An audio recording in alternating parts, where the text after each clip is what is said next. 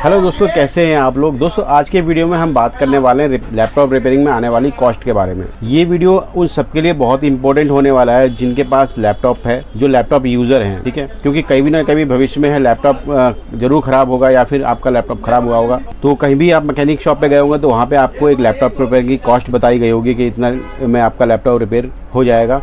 तो इस कॉस्ट को किस तरीके से बनाया जाता है, कैसे इससे कॉस्ट को सेट किया जाता है, तो आज के वीडियो में हम वही बात करने वाले हैं, वही समझने वाले हैं कि किस तरीके से एक मैकेनिक जो है आपके लैपटॉप रिपेयरिंग की कॉस्ट को निकालता है, किस तरीके से क्या क्या फैक्टर मैटर करते हैं आपके लैपटॉप की रिपेयरिंग की कॉस्ट में, ठीक है। वो सब चीज़ हम बात करेंगे इस वीडियो में। देखिए, जब भी आपका लैपटॉप ख़राब होगा तो सबसे पहले यही क्वेश्चन आपके दिमाग में भी आएगा कि लैपटॉप जो ख़राब हुआ है इसमें कितने पैसे मेरे लगने वाले हैं, कितना इसकी कॉस्ट आने वाली है रिपेयरिंग की। सब कुछ इस वीडियो में पता चलेगा आपको कि अगर लैपटॉप आपका ख़राब हो गया है तो किस कंडीशन में क्या आपका कॉस्ट बन सकती है। तो चलिए देर ना करते हुए वीडियो को शुरू करते हैं और एक एक करके जानेंगे कि लैपटॉप रिपेयरिंग की जो कॉस्ट बनती है वो किस तरीके से सेट की जाती है, क्या क्या फैक्टर इसमें मैटर करते हैं। तो चलिए शुरू करते हैं। तो दोस्तों यहाँ पर लैपटॉप में जब भी ख़राब होता है तो दो तरीके की प्रॉब्लम यहाँ पे होती है। एक कार्ड लेवल की प्रॉब्लम होती है और एक चिप लेवल की प्रॉब्लम होती है। दोनों में जो है अलग अलग तरीके से यहाँ पे प्राइस सेट किए जाते हैं। मान लीजिए आपका लैपटॉप ख़राब हो गया और उसका डिस्प्ले ख़राब है, तो वहाँ पर क्या होगा कि आपका डिस्प्ले ऑलरेडी पता है कि डिस्प्ले ख़राब है, वो डिस्प्ले को चेंज कर देंगे। जो भी प्राइस डिस्प्ले का होगा उसको लगा करके एक छोटा सा अमाउंट आपका लेबर प्राइस होता है, 250, 300, 400 रुपये का प्राइस लेबर का होता है, वो होगा, प्लस उसमें आपका डिस्प्ले का प्राइस इंक्लूड हो जाएगा। मान लीजिए आपका डिस्प्ले जो है 3500 रुपये का आता है, 500 रुपये का उनका चार्ज हो गया, तो 4000 रुपये में आपका डिस्प्ले पड़ जाता है। इसी तरीके से दोस्तों अगर रैम खराब हो गया है तो रैम का भी इसी तरीके से होता है। जो भी रैम का प्राइस होगा उस पर जो है 300-400 रुपये जो भी इनका लगाने का चार्ज होता है वो लगा करके आपको रैम लगा के दे दी जाती है। लेकिन सबसे ज़्यादा प्रॉब्लम आती है आपका जो मदरबोर्ड अगर डेड हो गया है, मदरबोर्ड ख़राब हो गया, मदरबोर्ड में प्रॉब्लम है, तो वहाँ पे बहुत ज़्यादा प्राइस वेरी कर जाते हैं, बहुत ज़्यादा प्राइस जो है ऊपर नीचे होते हैं। तो यहाँ पे दोस्तों जब भी लैपटॉप डेड होता है, मदरबोर्ड डेड हो जाता है, तो यहाँ पे सबसे ज़्यादा डिपेंड करता है हमारा जो डायग्नोसिंग चार्ज कितना बन रहा है, ठीक है।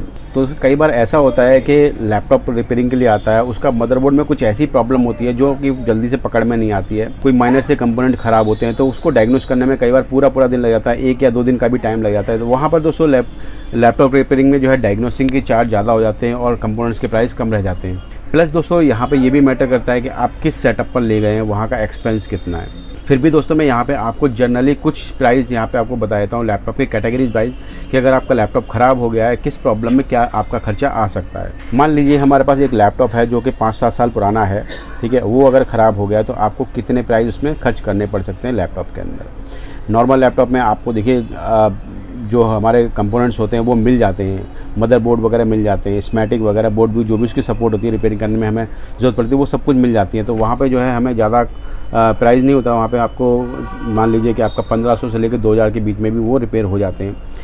और उस पर फिर डिपेंड करता है कि आप कैसे सेटअप पे ले गए। आप किसी लोकल शॉप पे ले जाएंगे तो हो सकता है 200-300-400 रुपये आपको कम में काम बन जाए। अगर आप अच्छे सेटअप पे ले जा रहे हैं, अच्छी आउटपुट पे ले जा रहे हैं जहाँ पे टेक्नीशियन अच्छे हैं, उनका एक्सपेंस ज़्यादा है, तो वहाँ पे आपको 200-300-400 रुपये एक्स्ट्रा पे करने पड़ सकते हैं। देखिए यहाँ पे ये भी डिपेंड करता है कि आपका टेक्नीशियन कैसा है। अगर टेक्नीशियन अच्छा है, उसको काम सही आता है, तो हो सकता है कि वो जल्दी से ही डायग्नोस कर लेगा। और अगर मान लीजिए आपका कोई लेटेस्ट सीरीज़ का लैपटॉप है तो वहाँ पे दोस्तों ऑलमोस्ट प्राइस ज़्यादा ही लगते हैं, क्योंकि होता क्या है कि लेटेस्ट सीरीज़ के मदरबोर्ड होते हैं, उनको रिपेयर करने के लिए कुछ सपोर्ट हमारे पास नहीं होती है। स्मैटिक हो गए, बोर्ड भी हो गए या फिर कंपोनेंट्स हो गए, वो अवेलेबल नहीं होते हैं, वो मंगाने पड़ते हैं बाहर से, तो उनका प्राइस हमें पे करना पड़ता है, जो प्राइस आपके ही रिपेयरिंग में ऐड होता है, ठीक है।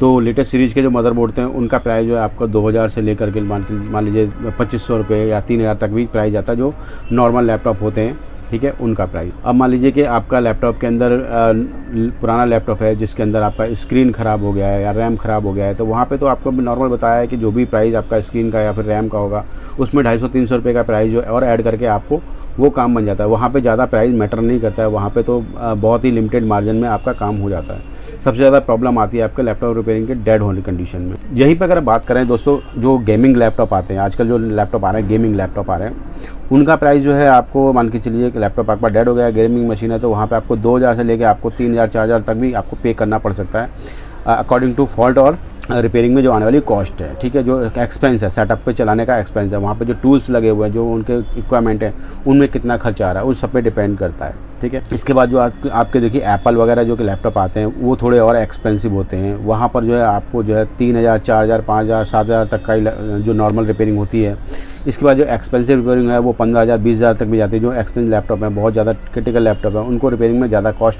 तो दोस्तों कहने का मतलब है कि ये कुछ एक फैक्टर हैं जो मैटर करते हैं कि लैपटॉप में डायग्नोसिंग चार्ज कितना है और वहाँ का जो है सेटअप कैसा है, ठीक है, वहाँ पे के जो सेटअप को रन करने में जो है कितना एक्सपेंस आ रहा है, ठीक है।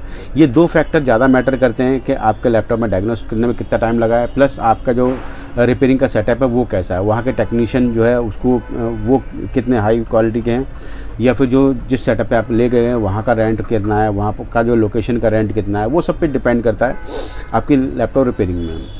कंपोनेंट प्राइस है दोस्तों, ये ज़्यादा मैटर नहीं करता है, क्योंकि कंपोनेंट प्राइस जो है सेम रहता है। अगर आप लोकल शॉप पे रिपेयर कराएंगे तो भी वहाँ पे कंपोनेंट प्राइस वही होगा, अगर आप किसी अच्छी शॉप पे रिपेयर कराएंगे तो भी कंपोनेंट प्राइस वही होगा। सिर्फ मैटर करता है आपका डायग्नोसिस चार्ज और वहाँ का सेटअप का एक्सपेंस। तो यहाँ पे दोस्तों अगर आपका लैपटॉप नो डिस्प्ले आ गया है तो भी आपका ये मान के चलिए कि आपका 1500-2000 के बीच में लैपटॉप रिपेयर हो जाएगा, नॉर्मल लैपटॉप है तो। अगर आपका एक्सपेंसिव लैपटॉप है, महंगा लैपटॉप है, तो यहाँ पर प्राइस उसके वही पहुँच जाते हैं, नॉर्मली जो है आपका 2500, 3000, 4000 तक के प्राइस पहुँचते हैं। तो कहने का मतलब ये है कि ये कुछ कैटेगरी वाइज प्राइस सेट होते हैं कि नॉर्मल लैपटॉप जो है अगर आपका नो डिस्प्ले है, डेड है, तो भी आपका 1500-2000 के बीच में ठीक हो जाएगा। अगर गेमिंग लैपटॉप है तो आपको 2500 से लेकर 5000 के बीच में भी ठीक हो जाएगा आपका लैपटॉप। और यही एप्पल के लैपटॉप हैं तो आपको जो है 3000 से लेकर 7000, 8000 तक में भी ठीक हो जाते हैं नॉर्मली प्राइस में। तो ये कुछ मैटर करते हैं फैक्टर जो लैपटॉप रिपेयरिंग के प्राइस को सेट करते हैं। तो उम्मीद है दोस्तों जो जानकारी मैंने आपको अभी इस वीडियो में दी है वो आपको समझ में आई होगी। अगर आपका लैपटॉप ख़राब हो गया है, किस कंडीशन में ख़राब हुआ है, तो आपको कितना प्राइस में देना खर्च करना पड़ सकता है, वो सब कुछ आपको समझ में आ गया होगा। किस शॉप पे जा रहे हैं, कैसी जगह पे जा रहे हैं, वो भी डिपेंड करता है आपके प्राइस को सेट करने में। तो आगे से जब भी आपका लैपटॉप ख़राब होगा तो आप ध्यान रखेंगे कि आपका कितना प्राइस लगने वाला है। तो उम्मीद है दोस्तों आपको वीडियो पसंद आया होगा। वीडियो पसंद आया तो वीडियो को लाइक कीजिएगा, चैनल पर नए तो चैनल को सब्सक्राइब करके बेल आइकन को ऑन कर लीजिएगा, ताकि हमारे सभी अच्छे वीडियो की नोटिफिकेशन आप तक पहुंचते रहें और आपको जो है नॉलेजेबल जानकारी मिलती रहे। ठीक है, तो चलिए फिर मिलते हैं किसी और वीडियो में, किसी और टॉपिक है। तब तक के लिए वंदे मातरम, जय भारत, नमस्कार, आपका दिन शुभ हो।